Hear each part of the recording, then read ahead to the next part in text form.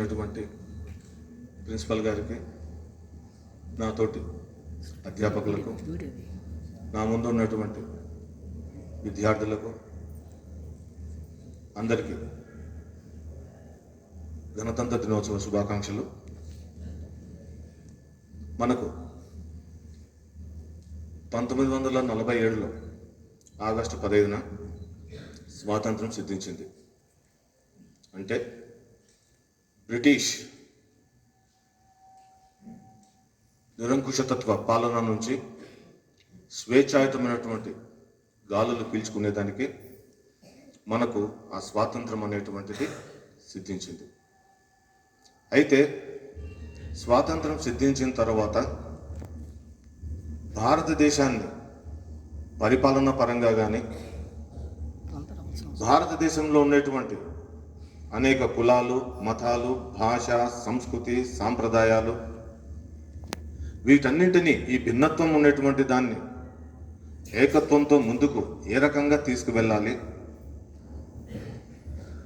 ప్రపంచంలోనే అత్యధిక జనాభా ఉన్నటువంటి భారతదేశం, అప్పట్లో నిరక్షరాస్యత ఉన్నటువంటి భారతదేశం, అలాగే ఎన్నో సామాజిక పరమైనటువంటి అంశాలు, రుగ్మతలతో కూడుకున్నటువంటి భారతదేశాన్ని ఏ విధంగా ముందుకు తీసుకువెళ్ళాలి, అసలు భారతదేశాన్ని స్వాతంత్రం ప్రకటించిన తర్వాత మీ దేశాన్ని మీరు పరిపాలన చేసుకోగలరా అని చెప్పిన వారికి ఒక చక్కటి ఉదాహరణ, ఒక చక్కటి పరిష్కారం, అదే మన భారతదేశానికి రచించబడినటువంటి భారత రాజ్యాంగం. ఏదో చిన్న చిన్న దేశాలకు రాజ్యాంగం రాయడం, భిన్నత్వం లేనటువంటి దేశాలకు రాజ్యాంగం రాయడం చాలా సులభమైనటువంటి పనే. మన భారతదేశం ఇంత భిన్నత్వం ఉన్నటువంటి దేశానికి, ఎన్నో వనరులను సమృద్ధిగా మనం వినియోగించుకోలేనటువంటి, మానవ వనరులు లేనటువంటి స్థాయిలో ఉన్నటువంటి దేశానికి ఒక రాజ్యాంగాన్ని రూపకల్పన చేయడం అనేటువంటిది ఒక మహోన్నతమైనటువంటి బాధ్యత. ఆ బాధ్యతను చాలా చక్కగా రాజ్యాంగ కమిటీ నిర్వర్తించింది. అందులో ముఖ్యంగా ముసాయిదా కమిటీకి అధ్యక్షులుగా ఉన్నటువంటి అంబేద్కర్ గారు, ఇందాక మన సార్ చెప్పినట్లు, తన కృషి ఎంతగానో ఉంది. రాజ్యాంగం అయితే రచించబడింది, మరి ఆ రాజ్యాంగానికి ఏ వరకు మనం విధేయత చూపిస్తూ ఉన్నాం? రాజ్యాంగంలో ప్రాథమిక హక్కులు ఉన్నాయి, బాధ్యతలు ఉన్నాయి, అలాగే రాజ్యాంగంలో ఎన్నో రకాలైనటువంటి వ్యవస్థీకరణలు ఉన్నాయి. నిజంగా చెప్పాలంటే ఈ రోజుటికి భారత రాజ్యాంగంలో ఉండేటువంటి ఎలక్షన్ కమిషన్ కానీ, ఫైనాన్స్ కమిషన్ కానీ, ఇంకా ఏవైనా యూనియన్ పబ్లిక్ సర్వీస్ కమిషన్ కానీ, అన్నిటికీ కూడా 75 సంవత్సరాలు నిండిపోయినాయి.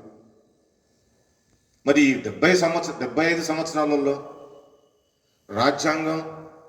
రాజ్యాంగం నడవడిక, అందులో ఉండేటువంటి వ్యవస్థలు, అందులో ఉండేటువంటి పౌరులకు ఇచ్చినటువంటి ప్రాథమిక హక్కులు, పౌరులు నిర్వర్తిస్తున్నటువంటి బాధ్యతలు, అలాగే పరిపాలన ఏ విధంగా నడుస్తూ ఉంది అనేది ఒకసారి మనం సింహావలోకనం చేసుకోవాల్సినటువంటి అవసరం ఎంతైనా ఉంది.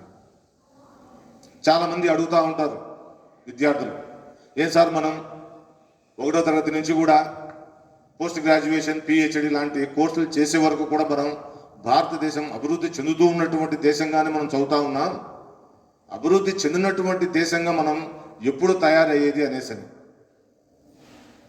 అభివృద్ధి చెందినటువంటి దేశంగా తయారు కావాలి అంటే కేవలం ఏదో ఆర్థికంగానో, లేదా కేవలం ఏదో మానవ వనరుల సృష్టిలోనో అది మనం సాధించలేము. ఆయా దేశాల యొక్క భిన్నత్వాన్ని బట్టి, ఆయా దేశాల యొక్క అందులో ఉండేటువంటి ప్రజల యొక్క మనస్తత్వాలను బట్టి, ఆలోచనలను బట్టి, ఆ దేశంలో లభిస్తున్నటువంటి వనరులను బట్టి కూడా ఉంటాయి.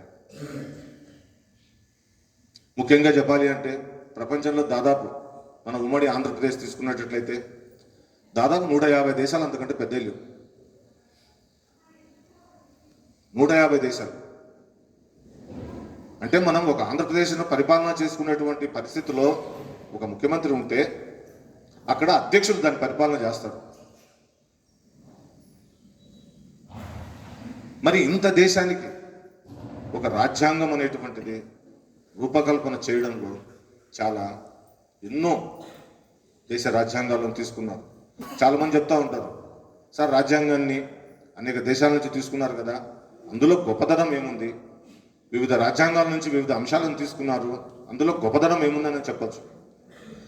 ఏ దేశ రాజ్యాంగం తీసుకున్నా కూడా మిగతా దేశాలలో లేనటువంటి ఏ ఒక్క అంశం కూడా లేకపోకుండా రాజ్యాంగం అనేటువంటిది ఉండజాలదు కూడా ఉండజాలదు.